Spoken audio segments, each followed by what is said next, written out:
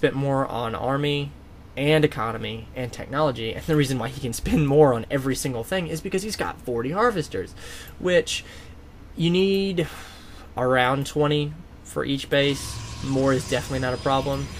This is a ballsy overlord. Cool. I'm gonna spread my creep here, and I guess he was trying to do that so that photon cannons couldn't be placed on there, but the photon cannons made it there before the creep did. So sad day, overlord, because he's probably gonna die. And these mulists are just going around. Probably needed to. Oh no, bad timing. If they could take out this Colossus, which wisely they back out and don't try to do, then that would just be ridiculous. But look, this observer has been here the whole time. It sees all these Zerglings, which are 44 Zerglings, and I can guarantee you that Colossus is just going to eat away at those Zerglings. These photon cannons are making short work of those Mutalisks. But see, the thing is, though, that these Mutalisks can run away from those photon cannons, and their mineral costs, like what it costs to make them, can be used right here on the map, and it can be used here on the map, and then could be used right here killing these workers on the map. All the money that Abruptum has spent on these photon cannons is going to be used here, and is going to be used here. And that's really the problem. That's really what, I mean, it's the problem with people making so much static defenses.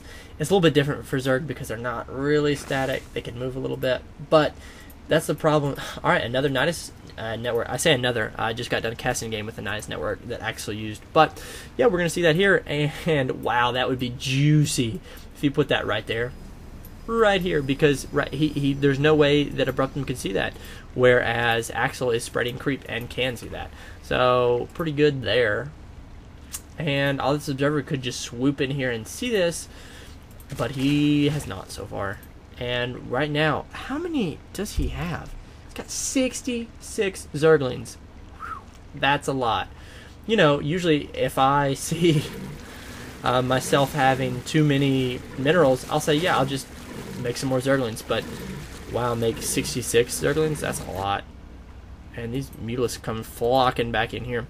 It's gonna be interesting where he tries to put that Nidus worm, because we've got, wow, 3 Stargates going down here with a robotics bay getting thermal lances. So wow, I think, you know, Abruptum is just left unchecked could really put the hurtin' on Axel. So can be interesting to see what he does with this. And these Mutalisks, gosh, that's a lot. That could really do a lot. Here's the Nidus worm. So juicy. And right now, of course, Axel can't see around here. Oh, he can because of these Mutalisks, but I guess he just scattered around to see, okay, there's really nothing there. And he's gonna put a rally point. Nope, they're just gonna sit there right as these Stargates, as they warp in. So, alright, great. Axel is doing kind of what I was talking about earlier. He was attacking on one front, and at the same time attacking on another. And where these fronts are really not that far apart, it does, I mean, it's like, oh wait, I can't save my starboards, I have to save up here my cybernetics core because now I can't make stalkers. And wait, but now I can't save these Stargate. And so it's really, really good, I think, really good planning, you know? That's what you want to do. You want to give your opponent way too many problems for them to ever be able to handle. If you can, okay, now I don't really agree with just running in here with all these Mutalisks. Yeah, he'll probably win because he's got a lot.